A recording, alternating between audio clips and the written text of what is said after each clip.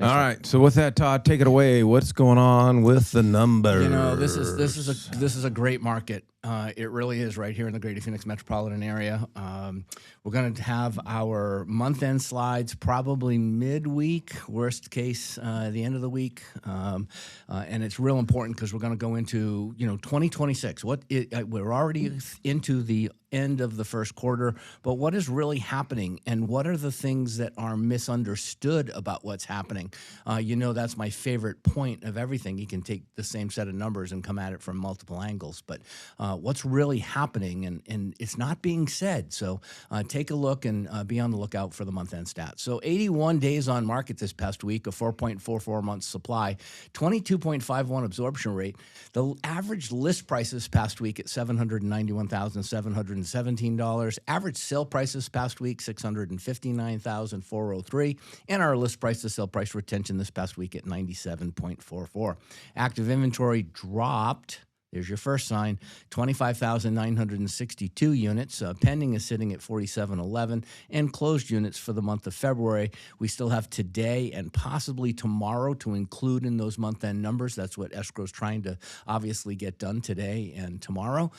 So that will be included in February's numbers. So again, we always wait to wash the numbers, which is why we're not fast to give you the numbers and then have them end up being incorrect. Looking at new listings, 2,285 new listings taken this past week. Our days on market for active has dropped to 92. It says there's an increase, but it's at 92, and it's a drop overall. And for closed at 81. Looking at the lower left-hand side, where we're looking at our price ranges, again, active inventory shows you each of the different segments, price ranges, the number of units in each price range, days on market for that price range, and way over on the right, the changes. So obviously, the under $600,000 market got the largest hit this past week. So total inventory that comprises the MLS, 66.3% is under 600,000. 18.86% is between 601 million and 14.84% over a million. So the price, our spreadsheet is always what gives us the ability to have a conversation with your consumer about these numbers. This is done this way specifically so you can see week over week conversations with your clients, month over month conversations with your clients, and even annually in the perspective of how are we doing compared to last year and the previous year. So as we can see just within the red box across the top, new listings taken, as we said, way over on the left is the rules of thumb. We'd like to see 2,400. We do see 2,400 during our peak times. But again, we want to stay as close to that as possible. 2,285 is where we were this past week, 2,209 the week before. We were at 2,500 last year. So, the month of January, it was really a pretty good month. The month of February is starting off that way. There's a lot of buyers in the marketplace, but we'll get down to that in just a second.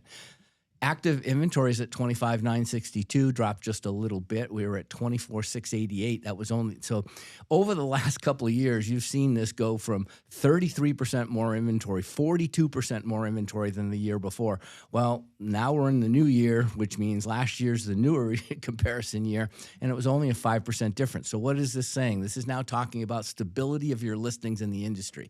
So you're going to see these, and as long as these numbers are better, then there's more inventory. And of course, if they're not as good, then there's less. But we're looking for consistent numbers right now. This is not going to be a boom year. This is going to be it's not even going to be a recovery year. It's going to be a reset year. It's just going to be one of those years that allows everybody to dust the cobwebs off and learn how to get back into the game.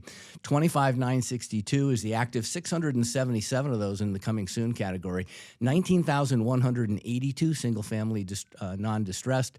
2,986 new home construction that are in the MLS. 25,496 non-distressed properties, still representing 98.2% of the entire MLS inventory, which then again means that's a 1.8% of the properties that are out there are in distress.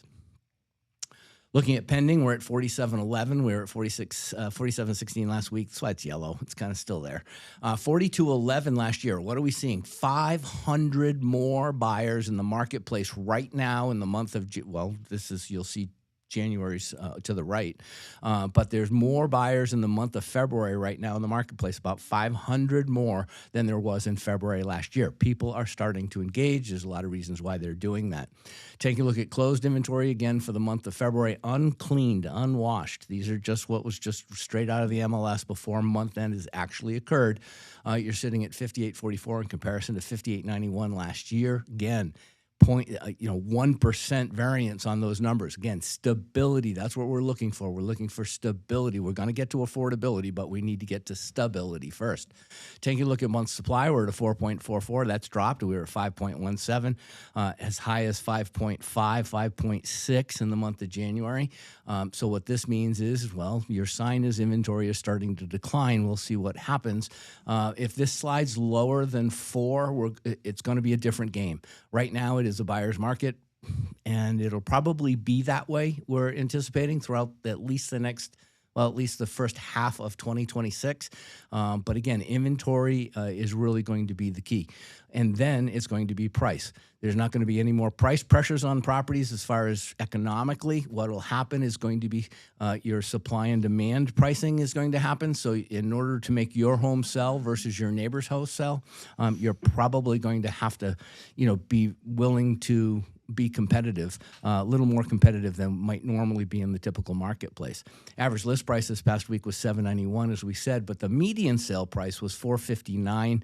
Again, we've been at that $459 for over a year, between $450 and $460. So again, this is a very, very good sign that's saying prices are not driving up either.